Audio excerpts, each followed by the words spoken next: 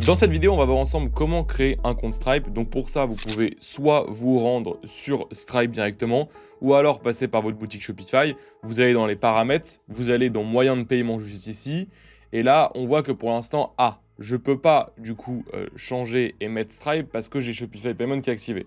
Dans ce cas-là, ce que vous avez à faire, c'est simplement retourner du coup dans les réglages générales, dans adresse de la boutique juste ici. Voilà, vous mettez comme ça. Et là, vous cliquez désactiver Shopify Payments. Comme ça va désactiver Shopify Payments. Et là, on aura la possibilité du coup d'activer Stripe. Pourquoi est-ce que je le fais en passant par Shopify? Parce que comme ça, dès que mon compte va être créé, ça va automatiquement l'associer à ma boutique Shopify. Donc je retourne au moyen de paiement. Là, j'ai la possibilité de cliquer sur voir tous les autres fournisseurs. Je choisis Stripe, bien entendu. Donc là, ça va m'ouvrir la page de Stripe où ça va me demander de me connecter. Donc moi, ce que je vais faire, donc là, j'ai un compte qui est connecté, je vais faire changer d'utilisateur. Je vais mettre mon adresse mail. Donc c'est une adresse mail sur laquelle il n'y a pas encore de compte. Donc je vais cliquer sur envoyer. Ça va me demander donc de créer un compte Stripe. Bien entendu, hein, c'est gratuit. Donc je vais mettre un mot de passe. Je clique sur envoyer. Voilà. Une fois que j'arrive sur cette page, c'est hyper important de le faire. En gros, maintenant, c'est une vérification en plus. Donc pour ça, vous allez sur votre téléphone, vous allez sur l'application Google Authentificator. Normalement, je pense que la plupart d'entre vous, vous l'avez parce qu'aujourd'hui, on en a besoin pour pas mal d'applications. On clique sur plus, du coup, en bas à droite, scanner un QR code. Je scanne le QR code et directement, j'aurai un code du coup d'authentification qui va se mettre à jour toutes les 30 secondes, je crois. Donc je clique sur continuer. Là, ça va me demander le code. Donc j'attends qu'il se réinitialise. Hop, je prends le code, je le colle. Et là, directement, ça me permet d'accéder à mon compte. Donc, n'oubliez pas de sauvegarder donc, ce code-là ou de le télécharger sur votre ordinateur. Comme ça, si un jour vous perdez votre téléphone, vous aurez quand même accès à votre compte Stripe. D'ailleurs, très bonne question. Je ne sais pas si on peut récupérer les données, même si on perd son téléphone. Je pense qu'avec iCloud, on peut. Je clique sur continuer. Ensuite, du coup, on va arriver sur une page où ils vont commencer à me donner des informations. Alors, soyez le plus transparent possible avec Stripe. Parce que s'il faut une vérification et que vous avez menti sur votre adresse ou autre, ça va être compliqué. Okay, donc là, pour la plupart d'entre vous, vous êtes en auto-entreprise, donc vous restez comme ça. Si vous êtes en société, vous mettez société. Moi, je reste, du coup, dans la plupart de votre cas, vous allez être en auto-entreprise. Je clique sur continuer. Là, ça va vous demander, du coup, vos informations personnelles. Donc là, vous mettez bien les bonnes informations qui sont sur votre carte d'identité, vu qu'ils seront amenés plus tard peut-être à faire des vérifications. Donc voilà. Pareil pour l'adresse, mettez votre adresse personnelle.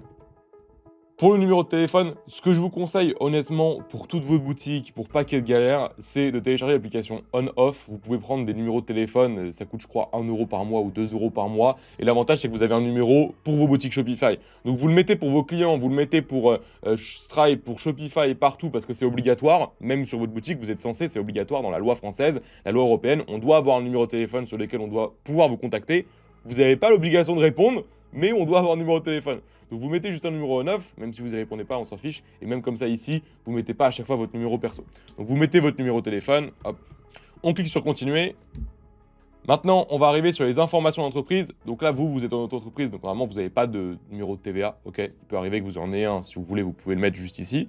Ensuite, on va descendre secteur d'activité. Là, on va mettre commerce de détail. Donc vous mettez ce qui se rapproche le plus de ce que vous êtes en train de vendre à l'heure actuelle. Sinon, vous mettez haute marchandise. Le site web, attention, c'est très important. En fait, Stripe, de temps en temps, va vérifier que votre site web est encore actif. Parce que si le site que vous avez mis au début, il n'existe plus, il est plus actif quand on y va, mais que vous continuez à recevoir des paiements sur Stripe, ça risque de foutre la merde. Ça m'est arrivé encore il y a quelques semaines, et résultat, ça fait 3 mois que j'ai 40 000 euros qui sont bloqués, parce que justement, ils n'ont pas compris comment c'est possible que ton site soit plus actif et que tu aies des ventes. Simplement, j'avais changé de boutique, c'était une autre boutique de dropshipping. Donc je vais récupérer les sous dans quelques mois, mais si vous voulez éviter ce genre de problème, mettez l'adresse d'une boutique qui va tout le temps rester active. Ok, c'est très très important. Donc vous pouvez avoir un site exemple un peu témoin que vous mettez des produits tout simples, je sais pas, pour le jardinage ou autre, et comme ça vous laissez toujours ce site actif. C'est une chose que vous pouvez faire. Ou alors du coup vous vous assurez de toujours bien utiliser le même compte Shopify, comme ça il sera jamais inactif.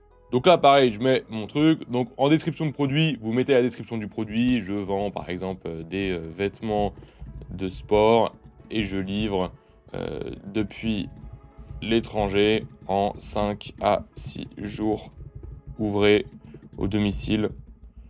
Ça n'a pas vraiment d'importance, mais essayez de montrer que vous êtes quand même un minimum professionnel. Voilà, je vends tel produit, je livre en tant de temps, on peut me contacter à telle adresse, vous mettez ce que vous voulez, mais montrez-leur que oui, ils peuvent vous faire confiance. Ensuite, on clique sur continuer. Donc vous allez voir, c'est quasiment terminé, hein, c'est assez rapide la création du compte. Coordonnées bancaires, bah du coup, là, vous mettez un RIB, vous mettez l'IBAN, vous reconfirmez l'IBAN. Là, vous mettez paiement manuel ou paiement automatique. En vrai, quand vous débutez, vous mettez toujours paiement automatique. Là, on va pas mettre chaque semaine, on va mettre chaque jour pour que tous les jours, dès qu'il y a des sous qui sont disponibles à être envoyés, on vous les envoie sur votre compte bancaire. C'est vrai qu'au bout d'un moment, c'est plus simple. Moi, ce que je fais, c'est que je fais un virement par semaine ou sur certains comptes, même un virement par mois. Ça évite d'avoir 150 transactions sur le compte bancaire, etc. Surtout que j'ai de la trésorerie, donc j'ai pas besoin vraiment de ces virements-là. Mais vous, dans votre cas, autant le mettre en automatique et recevoir les virements au quotidien dès que les sous sont disponibles pour envoi. On clique sur continuer. Là, du coup, on va avoir en gros, c'est le nom qu'il va y avoir sur les relevés bancaires des clients. Donc, vous mettez le nom de votre boutique, par exemple, ma belle boutique, j'en sais rien, je mets un exemple. Là, c'est le nom en abrégé, donc ce sera trop long, donc je peux mettre belle boutique ou le début. Voilà, on s'en fiche en vrai, c'est juste que les clients ils vont voir. Téléphone de contact, vous pouvez remettre le numéro 9 que vous avez créé si vous en avez un. Hop. Afficher le numéro de téléphone, c'est le reçu et facture. On s'en fiche du coup parce que les clients, en fait, eux, ils vont pas payer via Stripe directement. Ils vont payer via Shopify. En fait, avec Stripe, vous pouvez créer des liens de paiement où les gens payent dessus. Moi, par exemple, c'est ce qui fonctionne pour mon accompagnement. Les gens payent via du coup Stripe directement parce que je passe pas par Shopify. Mais avec Shopify, les gens vont payer via le checkout de Shopify. Donc, ils vont pas recevoir la facture de Stripe. Donc, en fait, ça, on s'en fiche. Vous pouvez le laisser cocher, décocher. Ça change strictement rien. Et une fois que c'est fait, on clique sur continuer. Alors ici, on nous demande si on veut du coup montrer notre engagement en faveur du climat. Bon, je pense que vous avez d'autres choses à penser au début, comme être rentable. Donc au lieu de continuer avec le minimum, on va juste simplement faire non merci, juste ici. Ensuite, là, on va cliquer sur pas pour l'instant. Ok, on n'a pas besoin du coup de faire ça, puisque du coup vous êtes en auto-entreprise. Donc à cette étape-là, normalement, vous n'avez pas encore besoin de payer de TVA. On clique sur pas pour l'instant, et ensuite on va arriver sur le récapitulatif. Et dès qu'on arrive ici, on clique sur accepter, envoyer. Ça va confirmer du coup la création du compte. Je vais pas le faire parce que j'ai mis n'importe quoi comme information, donc ça risque de poser problème. Et ensuite, directement, ça va vous rediriger vers votre boutique Shopify. Et c'est ça l'avantage de le faire directement via Shopify et pas via le navigateur en allant sur stripe.com. Parce que comme ça, là, dès que vous allez avoir confirmation, ça va vous renvoyer sur votre compte Shopify et vous allez voir que le compte Stripe sera bien connecté. Voilà, j'espère que la vidéo vous a plu. N'hésitez pas à vous abonner et on se retrouve demain pour une prochaine vidéo. Ciao!